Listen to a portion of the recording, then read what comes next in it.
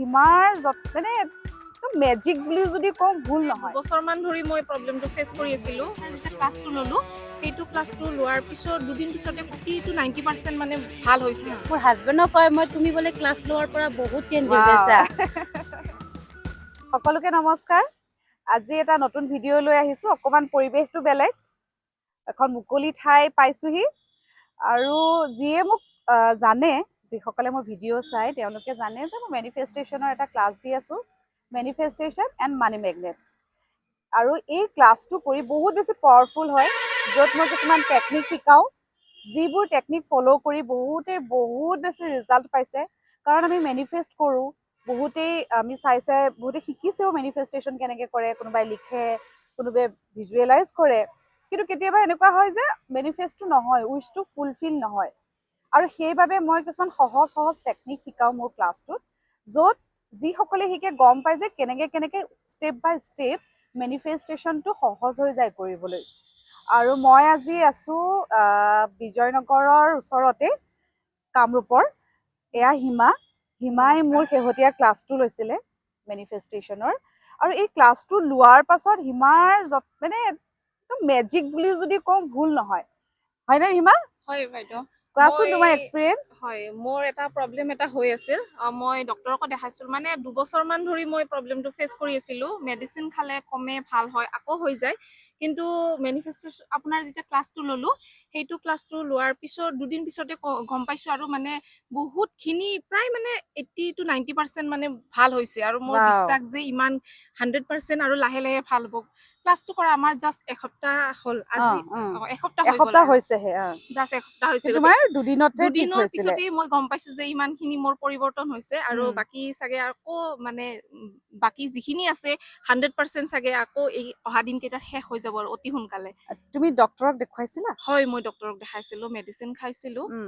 Medicine খোৱাৰ পিছত কমি গৈছিল, কিন্তু মেডিচিন শেষ হোৱাৰ লগে লগে আকৌ ষ্টাৰ্ট হৈ গৈছিল। তো মই কি কৰিম কি নকৰিম তেনেকুৱা হৈ গৈছিল এটা সময়ত। মানে মই একদম যেন মই নেকি আকৌ বহুত বেয়া, মোৰ কেঞ্চাৰে হৈ যাব এনেকুৱা টাইপৰে মোৰ ভাৱ হৈ গৈছিল। শব্দটোৱে নকবা, নহয় একো। নাই, পিছত এতিয়া মই নিজে বহুত মানে হেপী বুলি ক'ব পাৰি, কাৰণ মোৰ বস্তুটো মানে মোৰ ভাল হৈ গৈছে। মোৰ বহুত ভাল বহুতখিনি লাগিল মোৰ শুনি, ইম্প্ৰুভ হৈছে। বহুত ভাল লাগিল। তাৰমানে কথাটো কি হয়, মেডিচিন খাইছিল, তাৰ পাছত আকৌ হৈছে বুলি কৈছে, কাৰণ আমাৰ ক'ৰবাত নহয় ক'ৰবাত আমি ছাবকনচিয়াছ মাইণ্ডত সেই ভয়টো থৈ দিওঁ, আকৌ হ'ব নেকি। আৰু সেইটোৱে আমাৰ কি হয়, আমাৰ ৰিয়েলিটি হৈ যাবলৈ ধৰে, হয়নে? কিন্তু এইটো মেনিফেষ্টেশ্যন ক্লাছত মই এটা টেকনিক দিওঁ ন, এটা প্ৰচেছ দিওঁ, য'ত আমি আমাৰ ভিতৰত থকা যিবোৰ বস্তু, ছাবকনচিয়াছ মাইণ্ডত সোমাই থকা আমাৰ বহুত থটছ আমি এৰুৱাই দিব পাৰোঁ ন, ডিলিট কৰি দিব পাৰোঁ, হয়নে? আৰু সেইটো কৰাৰ পাছতে চাগে তোমাৰ বেছি ৰিজাল্ট পাইছা তুমি। হয় হয় হয়। আৰু বাকী প্ৰেক্টিচ কৰি আছা? হয়, কৰি আছোঁ বৰ্তমান।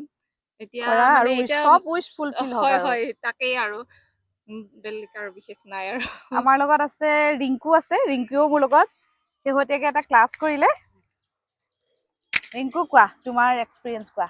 মোৰ এক্সপিৰিয়েঞ্চ কম মানে কি, মই যিদিনাৰ পৰা ক্লাছ লৈছোঁ মোৰ মাইণ্ড টোটেলি চেঞ্জ হৈ গৈছে। Very good. সেইকাৰণে মই বাইদেউক বহুত বহুত ধন্যবাদ জনাইছোঁ।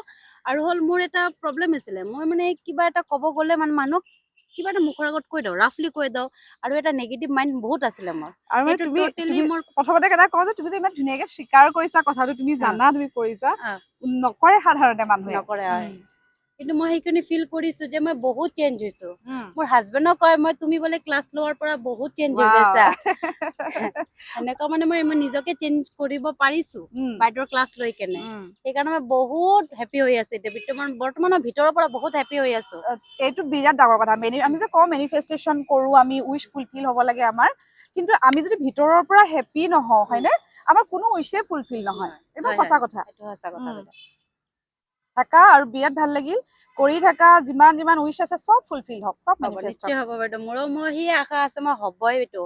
ক্লাছটো কৰাৰ পিছৰ পৰা মোৰ মাইণ্ড টোটেলি চেঞ্জ হৈ কেনে মই সেইটো মাইণ্ডত এটা মানে ফিক্স কৰি লৈছোঁ যে মোৰ এইটো হ'বই। Very good, very good. Thank you Rinku, thank you Hima. মোক এইখিনি সময় দিলা আৰু মোক যে ট্ৰাষ্ট কৰিলা তাৰ বাবে থেংক ইউ। আপোনাকো বহুত বহুত ধন্যবাদ। আৰু মই কিছুদিনৰ পিছতে অনলাইনৰ যিটো ক্লাছ দিম মেনিফেষ্টেশ্যনৰ, সেইটো মই ডেটটো দিম। আপোনালোকে যদি জইন কৰিব বিচাৰে ধুনীয়াকৈ জইন কৰিব পাৰিব।